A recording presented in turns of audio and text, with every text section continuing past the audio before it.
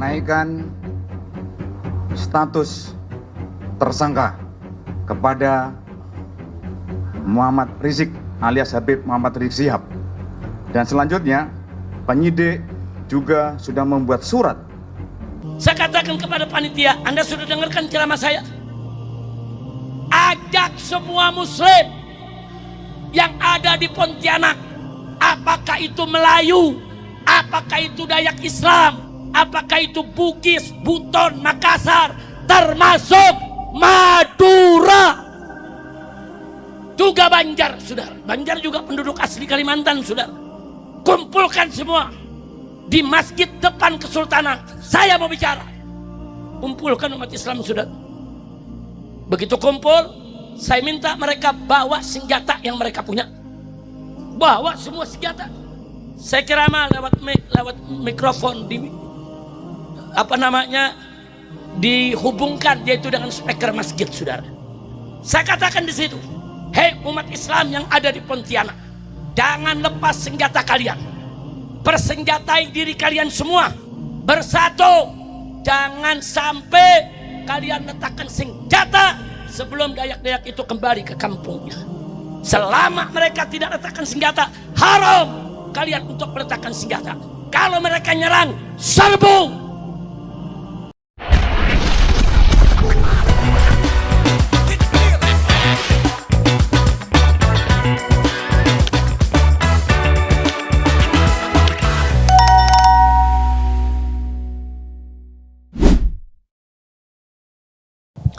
Assalamualaikum warahmatullahi wabarakatuh, sahabat pelita yang dirahmati Allah ya. Ketemu kembali dengan channel ini, semoga sahabat pelita dalam kondisi sehat walafiat dan tentunya masih dalam limpahan dan lindungan yang maha kuasa. Dalam video ini kita sama sekali tidak mau menyudutkan kelompok si A, kelompok si B tentang apa yang terjadi, entah itu kemarin, entah itu yang baru saja sekarang ya, tentang statement-statement para petinggi di negara kita yang mungkin banyak orang-orang tersentil ya dengan ucapan-ucapannya. Tetapi dalam video ini sekali lagi tidak ada maksud untuk menyudutkan pihak manapun. Jadi buat sahabat pelita langsung saja disimak keseluruhan videonya ya. Karena apa? Ketika kita melihat hanya sebatas cuplikan video, takutnya terjadi kesalahpahaman dalam memahami mungkin sebuah video yang sempat beredar di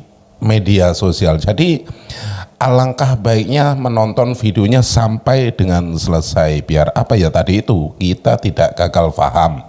Apabila sudah terjadi kesalahpahaman dalam menanggapi sebuah video, nantinya juga terjadi kerancuan dalam pemikiran ketika kita memberikan argumentasi tentang video ini. Jadi sekali lagi ditekankan untuk menyimak videonya sampai dengan selesai. Nah sahabat pelita, biar tidak gagal paham, langsung saja kita simak bareng-bareng. Tetapi sebelum kita lanjut, buat Anda yang belum dukung channel ini, mohon dukungannya dengan cara di like, di share, dan subscribe-nya. Tombol loncengnya juga diaktifkan biar Anda tidak ketinggalan kabar info terbaru dari channel ini. Monggo disimak videonya. Ini dia, silakan. Mana itu pemerintah yang tadi? Itu tidak bisa. Mana ini? Ya, ada wartawan. Ingat, orang tidak menolak ibadah, tidak menolak apa. 20-an tahun orang tidak mengizinkan ibadah. Orang menolak ini oknum yang dalam ceramah-ceramahnya provokatif, intoleran, radikalis, ya hina semua. Anda menghina. Kita ikut yang mana? Kita lebih mungkin, kita lebih NKRI dari ini aparat karena mau digaji. Coba digaji perjaga ini. Bahasa semua digaji tuh, nggak ada uang nasional. Dibayar bensin oleh negara, oleh rakyat itu. Bekerja sama dengan orang mitra. 1.000 kali orang demo di sini, semuanya aman. Ya toh? Betul. Orang bukan orang barbar. Orang beradab, orang Minahasa beradab, berbudaya. Marta lalu mengalah yo. Kalau bandara ini yang enggak. Orang senang sekali kalau udah tahu aparat mau kasih keturunan orang. Tolong minta hadirkan sekarang apa yang sebenarnya yang tadi bicara. Sumarno tadi mana? Teman-teman tuh. Kasih tahu dulu dia sebelum itu si Habib Smith itu. Jangan orang masuk bandara, kalau dia nggak keluar, orang yang masuk. Mana dia? Orang cari pada di dalam. Orang bukan anti agama, bukan anti Islam. Tidak ada itu. Orang anti radikalis. Dan dia itu secara terbuka di YouTube, di siaran-siaran yang lain. Sangat jelas. Target saya. Prabowo ngomong sama siapa sih dia bilang antek asing, saya ya? Atau jangan-jangan nih semua yang lagi pada nonton nih, adalah antek asing. Siapa aja sih sebetulnya LSM yang udah resmi nih menerima duit George Soros? Yang hari ini nih, kalau seandainya mereka buka LSM yang sama di Singapura, masuk penjara lu, disikat lu. Tapi hari ini mereka berkembang, seneng mereka. Terima duit jutaan dolar dari George Soros, happy, masuk TV, diundang podcast. Padahal podcastnya punya George Soros juga. Para pengkhianat bangsa langsung bersatu nih mereka. Dan di Indonesia dibiarkan aja, ngeri gak sih? Kenapa ya negara kita bisa-bisanya kalah ya, berulang kali ya, sama tentara intelijen pasukan asing ini guys? Kenapa ya kita gak punya keberanian seperti Singapura? Sikat. Lu punya agenda apa? Provokasi, sikat lu. Lu terima duit Soros, lu terima duit dari kedutaan sana, lu sikat lu, gak ada urusan. Dibilang melanggar HAM, sikat. Itu yang dilakukan Singapura. Melanggar kebebasan berbicara, apa kebebasan berbicara? Lu tuh cuma congornya asing, lu sikat lu. Gak ada urusan guys. Berani gak ya Indonesia begitu guys? Gue kesel banget lama-lama melihat universitas, kampus, guru besar, profesor, S3, media-media, LSM-LSM, pengkhianat bangsa dibiarkan aja. Ada elit kita sebagian yang kerjanya hanya ngejek, hujat, fitnah, nyinyir, ya kan? Nggak ada keberhasilan bangsa Indonesia. Atlet-atlet kita berjuang, nggak ada mereka ucapan selamat, nggak ada mereka menghargai usaha pemerintah, malah selalu ngenyek. Ini aneh ya. Aneh ini, kesehatan jiwa mereka itu agak aneh gitu. Saya sendiri bingung. Tapi biarlah, gak ada urusan itu, saya kira sedikit mereka itu. Mereka pinternya hanya di sosmed. Gak jelas juga itu. Jangan-jangan mereka dibayar. Jangan mengira sekarang engkau jadi bupati, engkau jadi gubernur, kita tidak bisa monitor dari sini. Sekarang teknologi sudah hebat, cepat kita akan tahu kalau ada penyimpangan. Saudara-saudara, saya sedih kalau yang sekarang pejabat masih coba korupsi. Cepat ketahuan. Sekarang ada teknologi, ya, ada radar, bisa kita pakai, kita bisa lihat bawah tanah. Jadi saudara-saudara yang punya bunker-bunker, disembunyikan, nanti kita ketemu juga kekayaanmu. Saudara-saudara, saya akan menggunakan teknologi yang paling canggih. Teknologi pertahanan bisa mencari gudang senjata di bawah tanah. Radar sekarang bisa mencari, ranjau bisa mencari. Kita akan pakai untuk mencari bunker-bunker di sekitar kau.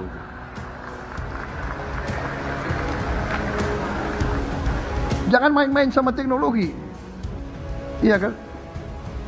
Mereka yang punya kebun-kebun luas dikira nggak akan ada pejabat yang bisa ngecek. Saudara-saudara, sekarang ada satelit. Nggak usah kita cek fisik, kita bisa foto. Tiap pohon kita bisa foto. Pohon per pohon kita bisa foto. Jadi kau mau nipu bagaimanapun, kita akan ketemu penipuan kau, saudara-saudara sekalian. Rizik Syihab nantang perang ke Deddy Mulyadi. Deddy Mulyadi, kalau anda serius mau perang, jangan gunakan masyarakat. Ayo kita janjian saja. Hari apa, tanggal berapa, jam berapa, tempatnya di mana. Anda yang tetepin, kita akan datang. Takbir. Saya mau tanya umat Islam, siap hadir? Siap duel 1 lawan 1? Siap tangan kosong? Siap pakai golok? Siap pakai parang? Siap pakai basoka? Siap pakai AK? Silakan Deddy Mulyadi tutupin. Mengajar tidak. Kalau kau mau perang yang gentleman, mau perang, tetepin. Kau bawa 1.000, kita bawa 1.000. Kau bawa 2.000, kita bawa 2.000.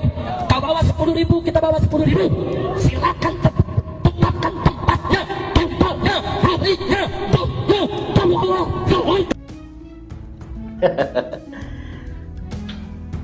Dia ngajak perang Kang Deddy Mulyadi. Dan dia ngajak Kang Deddy Mulyadi gentleman. Jangan bawa-bawa rakyat. Lah, dia ngajak gentleman, jangan bawa-bawa rakyat. Nah, Rizik Syihab ini apa? Dia bawa-bawa umat Islam. Coba, apa kata dia? Umat Islam siap perang, siap duel. Rizik Syihab, ngapa ente bawa-bawa umat Islam? Ya ente yang lebih parah sebetulnya. Ente yang lebih parah. Ente nggak gentleman. Ente selalu mengatasnamakan Islam, bahkan lebih nggak gentleman lagi. Ente ngaku-ngaku imam besar umat Islam. Lu umat Islam yang mana yang ngangkat ente sebagai imam besar? Mestinya umat Islam mesti tersinggung ini dengan kelakuan Rizik Syihab ini, yang kemudian disebut imam besar umat Islam. Siapa yang kemudian mengangkat ente? Jadi kita mesti waspada juga ini. Ingat Nabi Sallallahu Alaihi Wasallam telah bersabda, Innama akhafu ala ummati. Sesungguhnya benar-benar semata-mata aku sangat mengkhawatirkan, kata Nabi, menimpa di tengah-tengah umatku ini al-a'immatal mudillin, munculnya imam-imam yang menyesatkan. Ini jangan-jangan ini masuk dalam konteks ini loh. Karena ini kan pengakuan sepihak sebagai imam besar umat Islam. Padahal ngaku sebagai imamatul uzmah atau imamul a'zam, imam besar itu kan tidak sembarangan ngaku. Ini kan harus diangkat oleh umat Islam sedunia internasional. Ini lantas kemudian enak saja diangkat dari kalangan sendiri misalnya, dan ngaku-ngaku sebagai imam besar umat Islam. Ini kenapa nggak lebih parah lagi? Ini lebih berbahaya. Ini yang saya sebut dengan orang mengeksploitasi ajaran Islam demi kepentingan kelompoknya. Mereka gunakan pengakuan sebagai anak cucu Nabi. Mereka menggunakan jubah-jubah keagamaan, pakai imamah, menyerupai imamah Nabi. Mereka komis atau gamis panjang, seolah-olah mereka representatif sebagai orang yang mewakili Nabi. Apalagi dengan pengakuan sebagai anak cucu Nabi. Ini yang disebutkan oleh Nabi dalam sabdanya, Abghadul ibad ilallah. Hamba Allah yang paling dimurkai, yang paling dibenci oleh Allah adalah man kana thawbuhu khairan min amali. Orang yang jubah pakaiannya lebih istimewa daripada kelakuannya. Antakuna thiyabuhu thiyabal anbiya wa amaluhu amalal jabbarin.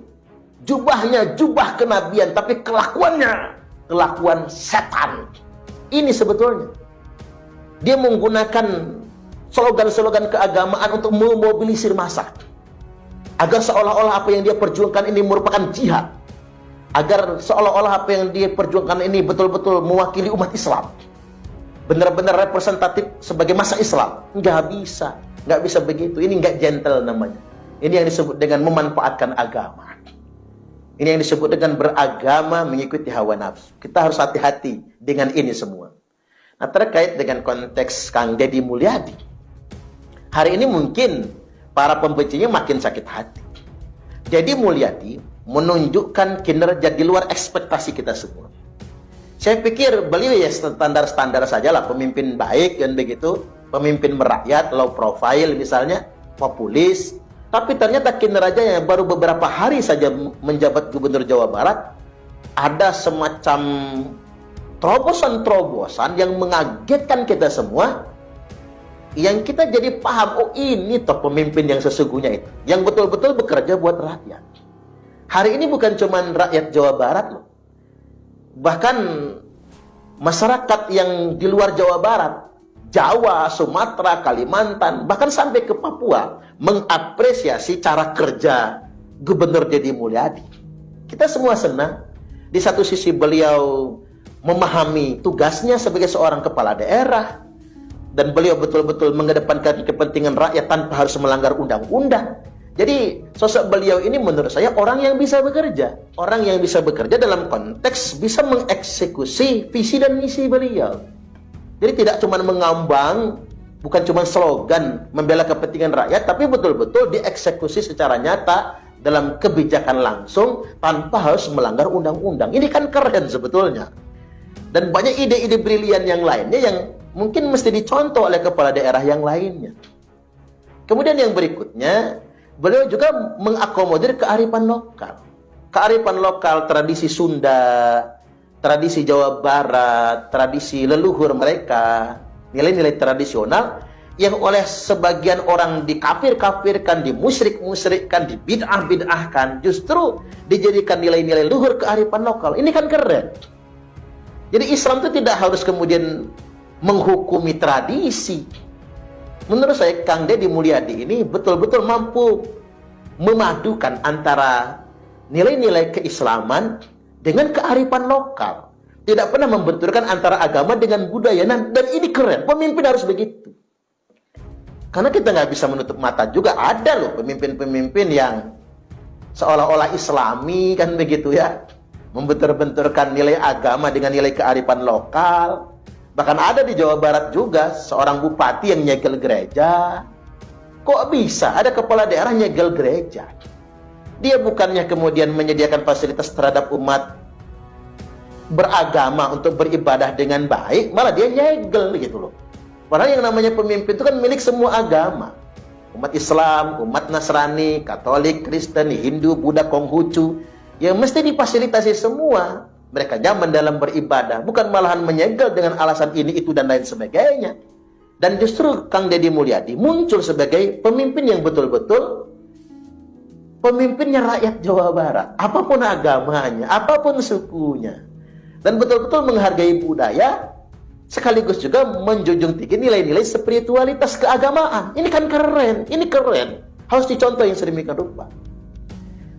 Lah kok kemudian Rizik Syihab dan konco-konconya kemudian jadi kepanasan, nganggap dia sebagai musuh Islam dan lain sebagainya. Kami dari Lampung dan mungkin dari belahan Nusantara yang lain, Kang Deddy Mulyadi mendukung panjenengan. Kalau istilah orang Jawa Barat apa? Bapak Aing. Bapak Aing. Jadi sudah ada terminologi baru buat Kang Deddy Mulyadi, Bapak Aing. Jadi beliau selain bapaknya orang Jawa Barat, beliau juga menjadi inspirasi bagi rakyat se-Nusantara. Bahwasanya masih banyak betul harapan, masih banyak pemimpin bangsa ini yang merakyat, membela kepentingan rakyat. Tidak gimmick gitu loh. Merakyat itu gak gimmick. Kan ada sih yang merakyat itu gimmick gitu. Setelah menang lupa sama rakyat. Nah, kalau beliau tidak. Justru begitu beliau menang, dilantik sebagai gubernur, beliau tidak bisa tidur nyenyak lagi. Langsung start. Bagaimana menunjukkan betul membela kepentingan rakyat Jawa Barat. Nah, ini keren. Bisa dicontoh oleh semua pihak sebetulnya. Bisa diteladani yang sedemikian rupa. Ya memang begitulah pemimpin. Sebagai pelayan masyarakat. Bukan minta dilayani. Tapi betul-betul melayani masyarakat. Antara ketegasan dan kebijaksanaan sejalan. Antara kepedulian sosial dengan taat terhadap aturan undang-undang. Itu mesti dipadukan sedemikian rupa. Dan ini representatif pada Kang Deddy Mulyadi. Itulah mengapa 7 golongan manusia yang akan mendapatkan naungan dari Allah. Sab'atun yudhilluhumullahu fi dhillihi yauma la dhilla illa dhilluh. 7 golongan manusia yang akan mendapatkan teduhan, naungan dari Allah. Pada hari tidak ada lagi naungan kecuali cuma naungan Allah, yakni di akhirat, di hari kiamat nanti. Yang nomor 1 itu adalah imamun adil, pemimpin yang adil. Imamun adil itu adalah orang yang bekerja sesuai dengan peran dan kekuasaan yang diberikan kepadanya. Kita jangan salah loh. Ada orang yang membangun cerita begini, oh pemimpin yang adil itu adalah, ya kalau di rumah bisa istrinya soleha, anak-anaknya baik semua, rukun di rumah. Itu mah kepala rumah tangga. Bukan pemimpin dalam konteks gubernur atau presiden. Oh, pemimpin yang adil itu, imam yang adil itu adalah yang rajin baca Quran, bacaannya bagus, bisa ngimamin sholat. Itu mah imam sholat. Pemimpin yang adil dalam konteks ini adalah pemimpin yang menjalankan amanah dengan baik. Sebagai pelayan masyarakat, dia tetap taat rambu-rambu undang-undang, aturan yang berlaku. Kemudian sejalan dengan itu, dia betul-betul berjuang untuk mensejahterakan rakyat. Nah, mudah-mudahan para pemimpin di Indonesia masuk dalam golongan yang pertama ini, yang mendapatkan naungan dari Allah, yakni pemimpin yang adil. Kita hari ini kan lelah. Negara kita ini korupsinya bukannya tambah berkurang, tambah gede aja. Ada aja temuan. Itu yang ketemu. Gimana dengan yang tidak ketemu?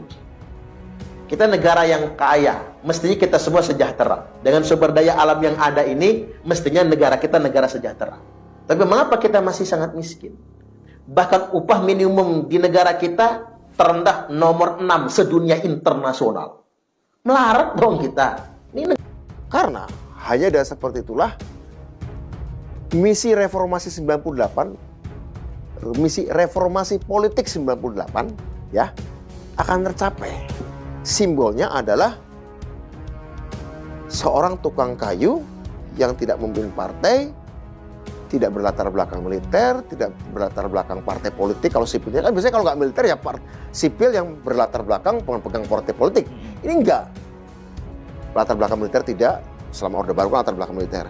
Tidak juga sipil yang syaratnya biasanya politik, pegang partai politik, atau pengusaha kaya yang terjun politik. Nah, Pak Prabowo kan tidak tiga-tiganya. Tentara ora, Pak Jokowi. Tentara tidak, sipil, tapi juga tidak pegang partai politik, oke. Pengusaha kaya, raya, tidak juga. Ini kan simbol di situ, Pak Jokowi. Nah, udah tuntas nih, 2024 kemarin. Cerita diskursi politik, kocok ulang elit politik, ini sebenarnya sudah disimpulkan oleh Pak Jokowi. Tapi kan kita tahu, bernegara kan bukan tentang kekuasaan. Bernegara juga tentang bagaimana melayani dan menyejahterakan rakyat secara ekonomi. Kan gitu. Di situ Pak Prabowo memang tidak menyimbolkan disrupsi elit politik. Karena beliau juga memang dari keluarga yang secara politik sudah mapan ya. Dari tahun 50-an. Dari tahun 50-an Pak Mitro segala macam kan. Tidak menyimpulkan. Orang Menteng. Tapi Pak Prabowo membawa diferensiasi khas. Aku memang bukan simbol sirkulasi elit politik, demokratisasi elit politik. Kalau Pak Jokowi ya. Tapi saya ingin menyimbolkan ada demokratisasi elit ekonomi. Mengocok ulang permainan ekonomi agar tidak di pengusaha-pengusaha tertentu saja. Tidak di sektor-sektor ekstraktif atau tebang, gali, dan jual saja. Tapi ini harus masuk ke pengusaha-pengusaha lokal. Level provinsi, level kabupaten kota, level desa. Ya, makanya ada koperasi desa kelurahan merah putih. Itu adalah cara bagaimana memunculkan elit politik baru dari akar rumput. Tuh. Kedua, kemarin Pak Presiden Prabowo juga berbicara soal pembangunan sumber daya manusia. Dan menceritakan beberapa elit ekonomi mapan yang menurut beliau itu berprestasi. Mereka berhasil membawa brand Indonesia dalam bisnis kopi, dalam bisnis mie instan. Karena ujung keberhasilan, ujung kesuksesan sebuah bisnis adalah ketika brandnya, mereknya itu menjadi arus utama, menjadi mainstream sampai level dunia. Dicontohkanlah kopi, dicontohkanlah mie instan. Artinya beliau bukan anti elit ekonomi yang ada. Yang beliau anti adalah elit ekonomi yang malas membangun brandnya sendiri, malas membangun IP-nya sendiri, dan malas melakukan inovasi. Yang hidupnya cuma dari gali, tebang, gelondongan, jual. Gali, mentahkan, jual. Itu yang Pak Prabowo tidak suka. Udahlah, kalau sekedar mencari kaya dari gali sumber daya alam kita, gelondongan dijual, tebang dari sumber daya alam kita, gelondongan dijual, dah itu urusan negara. Satu pintu. Karena negara akan menjadikan itu dihilirisasi dulu, diindustrialisasikan dulu, satu pintu, jelas arahnya. Silakan, inovasi, jual, kemana, lapor. Tapi kalian tuh harus berinovasi. Bung Budiman, itu menarik itu kalau tentang disrupsi elit ekonomi itu ya. Kan Bung Budiman banyak juga membahas soal lanskap global ya, geopolitik, geoekonomi dan seterusnya. Nah, bagaimana bisa dijelaskan nggak dalam bahasa bayi gitu istilahnya sekarang itu ya? Pilihan strategi Pak Prabowo atau Prabowonomics atau apa gitulah ya dalam soal ekonomi ini, kenapa itu menjadi relevan bagi Indonesia? Indonesia ini punya bargaining power di sawit, punya bargaining power di batu bara, ya kan? Sawit itu ternyata bisa untuk pengobatan, bisa untuk kesehatan, bisa untuk makanan, bisa untuk kosmetik. Itu adalah kebutuhan. Kita punya material itu di tanah kita sendiri. Batu bara juga. Hari ini ada krisis energi di mana-mana. Ya, kalau kita gelondongan dijual dan kemudian ditentukan oleh negara luar, marginnya kita nggak dapat. Selalu Singapura yang dapat. Nah, kita ingin menentukan kita, harganya kita. Kita menentukan harganya kita, pintu warung loket untuk menjualnya, kios untuk menjualnya harus di Indonesia. Jangan dikirim ke Singapura, kemudian Singapura jual, orang beli dari sana. dibawa ke Indonesia lagi. Dan kita menentukan harganya. Bukan orang lain yang menentukan harga. Bukan calok yang menentukan harga. Bukan tengkulak yang menentukan harga ke dalam untuk dilempar ke pasar. Tapi Indonesia, si produsennya itu sendiri, bangsa produsennya. Yang punya tanahnya, yang punya sawit, yang punya batu bara dan segala macam. Kita. Ini kan kalau kita lihat, Bung, adanya koperasi desa merah putih ke desa-desa. Dan adanya tadi satu pintu untuk menjual sumber daya alam kita, sebenarnya logikanya kan sama. Tempat jual sama tempat produksinya harus satu atap. Koperasi Desa Merah Putih sebagai tempat distributor itu harus didekatkan dengan petani, harus didekatkan dengan nelayan. Dan nelayan petani itu menjadi anggota dari koperasi Desa Merah Putih itu. Sehingga mereka lah si produsen itu yang menentukan harga jual barang yang mereka produksi oleh mereka sendiri di koperasinya.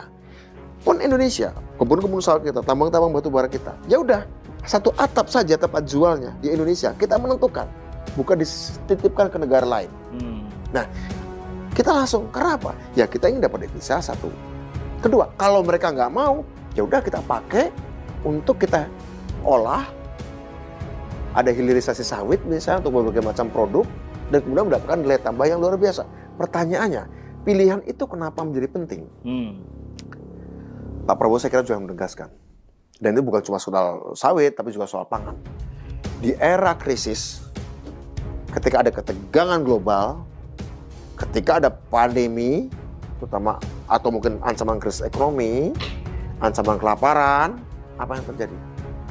Negara-negara yang punya sumber daya alam cenderung untuk mengunci pintu ekspornya, untuk menyukupi rakyatku sendiri. Untuk menyukupi rakyatku sendiri. Karena rakyat butuh makan. Ya, kita memang dapat keuntungan kalau kita jual. Tapi kalau ada krisis, seorang orang tua yang baik, meskipun dia jualan nasi goreng yang enak, ketika dijual memang dapat untung. Tapi ketika ada terjadi krisis pangan, seorang orang tua yang baik akan memprioritaskan nasinya untuk ngasih makan anak-anaknya. Karena apa? Ada ancaman krisis. Akibat perang, akibat krisis ekonomi, akibat krisis pandemi, karena kemungkinan itu selalu akan ada, begitu ya. Akan ada krisis teknologi juga, disrupsi, karena krisis teknologi disrupsi juga bisa membuatkan banyak orang kehilangan lapangan pekerjaan, begitu kan. Dan itu bisa menimbulkan krisis sosial bisa berdampak juga pada krisis ekonomi, politik, dan bisa menimbulkan ketegangan. Ada godaan dari negara-negara maju untuk campur tangan untuk membentuk negara yang sedang krisis itu dalam sesuai dengan selera mereka, dan itu akan memancing superpower yang lain untuk mengimbangi, dan akhirnya menimbulkan ketegangan, akhirnya akan timbul konflik yang tadinya konflik sosial di tingkat lokal bisa menjadi konflik nasional, bisa menjadi konflik regional, kan seperti itu, ya kan? Kan seperti itu. Ketika negara itu yang krisis itu adalah negara yang kemudian sangat diandalkan oleh negara superpower tertentu untuk menjadi supplier sumber daya alam, ketika terjadi krisis sosial, ada campur tangan dari negara lain, kemudian akhirnya reginya berganti, kemudian dia berpihak pada superpower yang ini, akhirnya superpower yang itu nggak dapat lagi pasokan dari sumber daya alam ini. Itu kan yang terjadi Iran dengan China, Iran dengan Amerika, terjadi dengan Venezuela, minyak, presidennya diculik, kemudian pasokan minyaknya jadi berhenti, kan gitu kira-kira ya, berakibat pada Kuba, segala macam, merembet ini, Bung. Nah, dalam keadaan seperti itu, sebagai seorang ahli strategi, sebagai seorang ahli geopolitik, Pak Prabowo ngerti bahwa Indonesia terlalu besar untuk diabaikan. Indonesia ini negara yang terlalu kaya untuk tidak diperebutkan. Indonesia ini terlalu strategis untuk tidak ditarik ke kanan, untuk tidak ditarik ke kiri. Ya, kita nggak mungkin negara sebesar ini, Bung, diabaikan. Nah, karena kita tidak mungkin diabaikan, mereka peduli dengan kita, entah positif atau negatif. Kita harus waspada nih. Ibaratnya, sorry mungkin agak bias gender ya. Bung punya anak, cakep-cakep lah. Laki atau perempuan begitu ya, kan harus hati-hati, Bung. Harus hati-hati, Bung. Sementara sudah banyak tante girang atau playboy gitu kan, harus hati-hati nih. Anak-anak gue diincer nih, ya kan. Sementara lagi hunting nih kan, orang-orang ini kan kota suara lagi hunting. Harus hati-hati. Anak gue jangan cuma cantik, jangan cuma cerdas, latihan silat. Anak gue jangan cuma ganteng, latihan silat. Latihan apa kek? Latihan tarung derajat kek? Ayo berkelahi, ayo bekerja. Jadi kalau main nggak diganggu nih, nggak jadi objek pelecehan seksual nih, kira-kira begitu. Pak Prabowo persis seperti itu. Sekarang melihat dunia lagi bergejolak. Nah inilah tahun-tahun ini memang tahun-tahun yang sangat panas. Karena runner up-nya lagi mepet si Tiongkok, sehingga menciptakan situasi Thucydides trap, jebakan Thucydides. Ketika Athena terlalu mapan dengan kedidayaannya, disaingi oleh Sparta, kira-kira begitu ya. Kira-kira sekarang Amerika dan China seperti itu, dan kalau Sparta dan Athena berperang, nanti yang untung kekuatan yang lain. Assalamualaikum warahmatullahi wabarakatuh. Pemirsa di seluruh Indonesia, kembali bertemu dengan saya, Irma Suryani, fraksi Partai Nasdem, Komisi 9 DPR RI. Pemirsa, terus terang, kali ini saya akan memperbincangkan terkait dengan pengalihan atau klaim-klaim yang dilakukan oleh oknum-oknum yang menyesatkan sejarah kebangsaan Republik Indonesia dengan mengakui seluruh pahlawan-pahlawan bangsa yang berjuang merebut kemerdekaan sebagai bagian dari kelompok mereka. Saya sebut saja kelompok Ba'alawi. Terus terang, bagi saya, jika ada oknum-oknum yang mengaku-ngaku sebagai cucu Nabi, silahkan saja, sepanjang tidak menyesatkan umat. Apalagi kemudian menyesatkan sejarah perjuangan kemerdekaan bangsa Indonesia.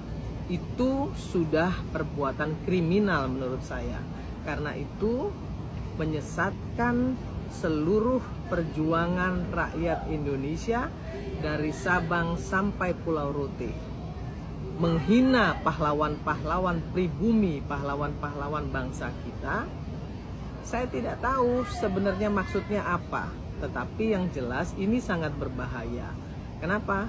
Karena bisa saja klaim-klaim ini adalah awal dari oknum-oknum yang secara terstruktur dan masif ingin mengklaim dan merebut Indonesia melalui ajaran-ajaran atau tafsir-tafsir agama yang salah. Bayangkan rakyat Indonesia ketika disampaikan W.R. Supratman, Wage Rudolf Supratman pun diakui sebagai bagian dari klan mereka.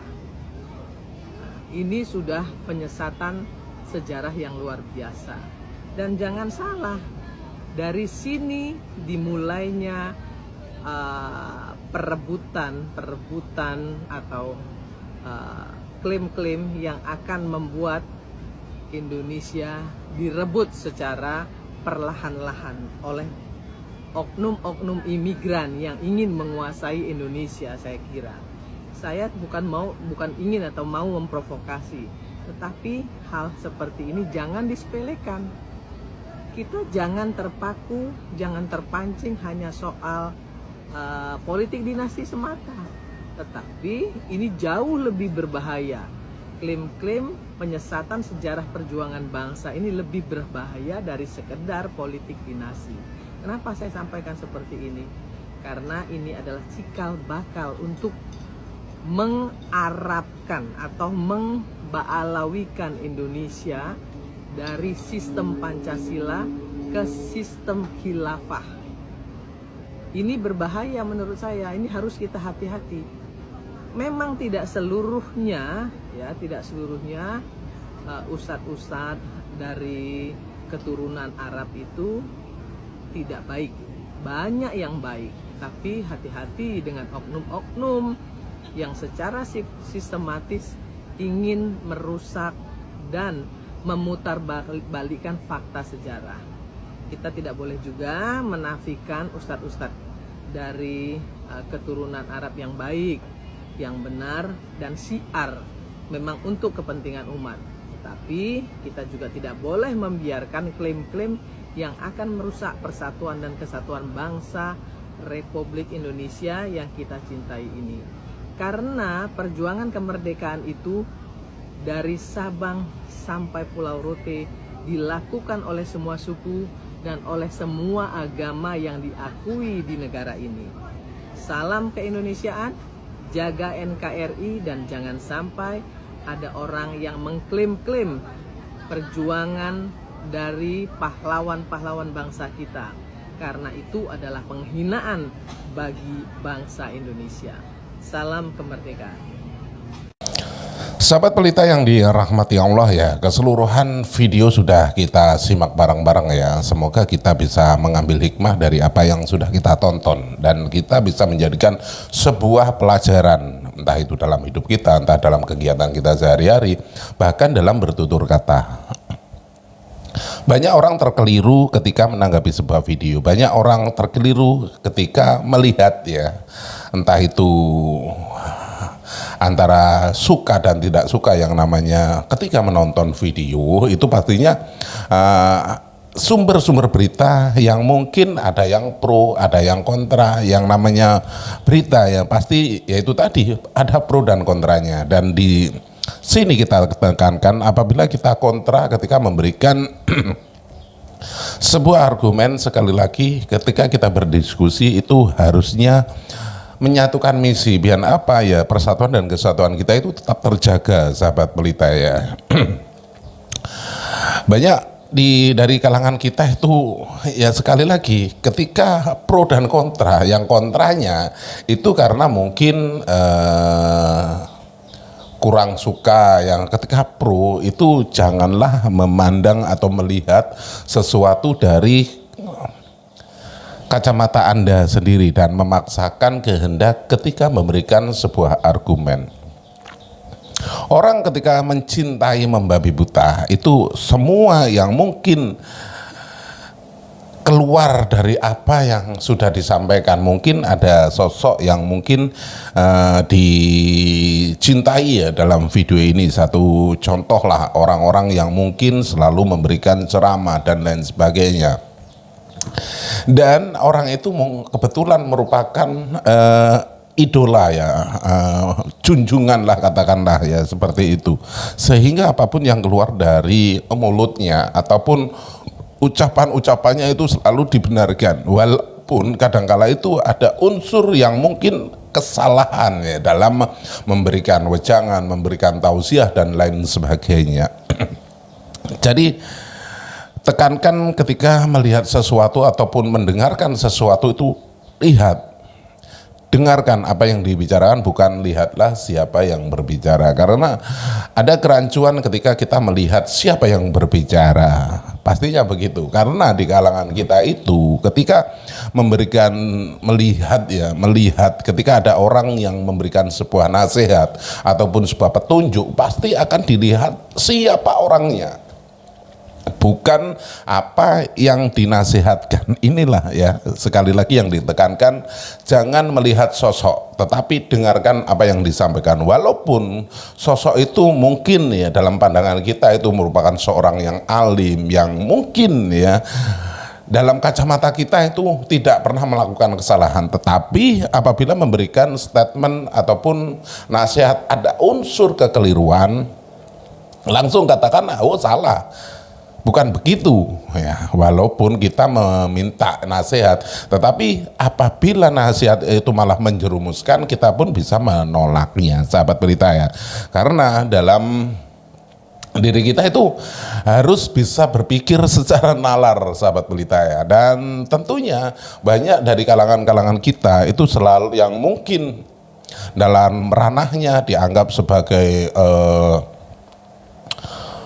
alim, ulama dan lain sebagainya, tetapi dalam konteksnya itu selalu membuat keonaran, entah itu memprovokasi jamaahnya untuk tidak setuju dengan pemerintahnya dan lain sebagainya. Kan banyak seperti itu ya, mengajak mengadu domba antar sesama. Nah, dari sinilah kita harus paham, harus jeli dan bisa mengkoreksi apa yang harus kita sortir ya, apa yang harus kita simak ya. Jadi buat sahabat Pelita yang dirahmati Allah, gunakan akal pikiran yang waras, biar apa?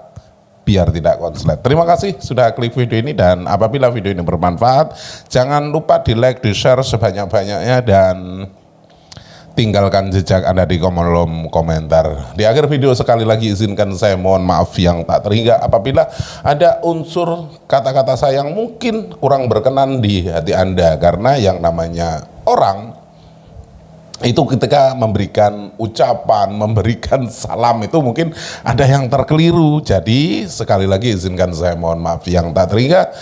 Di akhir video terima kasih dan saya akhiri wabillahi taufiq wal hidayah. Wassalamualaikum warahmatullahi wabarakatuh.